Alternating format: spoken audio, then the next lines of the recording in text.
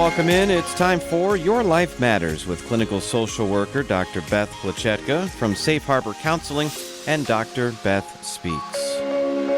Dr. Beth, good morning. How are you today? I'm great, Mike. How are you? We're doing all right. So good to be here. Yeah, it's a busy week. A lot of folks getting set for Thanksgiving, which is kind of fun. It's right around the corner. It is. It's right around the corner.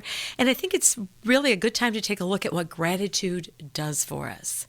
When we, there's so many countries that celebrate Thanksgiving of a type throughout the world that we know that it has a lot of benefits. Sure. And so often as clinicians, we have clients keep a gratitude journal because we know that it helps them. And surprisingly, it helps in 7 ways. A gratitude journal. Before we get into the 7 ways, what is a gratitude journal? Can you explain what that is? It could be a small notebook or it could be a fancy little one that you get someplace. But at the end of the day or throughout the day, you write down things that you are grateful for. It could be your health. It could be a job. But it also could be that, like, maybe there was an accident and you came out well, or that you learned something through a negative event. Somebody said something unkind and you thought, oh, I didn't know I came across that way. Thank you for making me be aware. So to put things in a positive vein so that our events of our life don't run us over.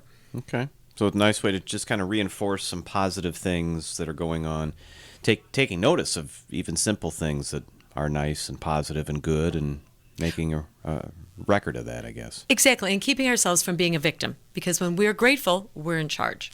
All right, sounds good. So the benefits, you mentioned 7 of them? Yeah, well, here's one of them. One of them is that we develop more relationships. When we say thank you to someone, what we've actually done is accepted the gift of whatever they did, holding the door, giving us a cookie, an actual big gift.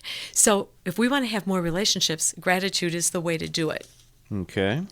Another one is physical health. We notice that statistics show grateful people experience fewer aches and pains and report feeling healthier. And then because they feel healthier, they take better care of their health. Yeah, and I think people with bubbly personalities and they always seem to be outgoing and that kind of thing, it kind of correlates. Exactly. They just have that good, positive mental attitude, I guess, is one way to put it. And they always seem to be kind of in good spirits. Right, and the energy keeps them going. Right. It keeps them going. Okay. Another one is psychological health. Things can wear us down. And what it does is it helps us when we're grateful for the things that go on in our life. It helps us get rid of the toxicity in our lives, the poison. We forget about being envious and frustrated because we know there's good things going on in our lives as well. Okay. Another thing it does, number 4, is that it enhances empathy and reduces aggression. Empathy, of course, means that we can understand how someone else feels.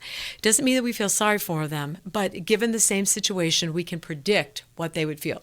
So if I said, unfortunately my dog died, many people would be able to respond to, oh, that'd be terrible. That's empathy. Aggression, of course, is acting out unkindly or aggressively toward others. And so we know that when people behave in a pro-social or a positive way or in a gratitude way, they feel better about themselves.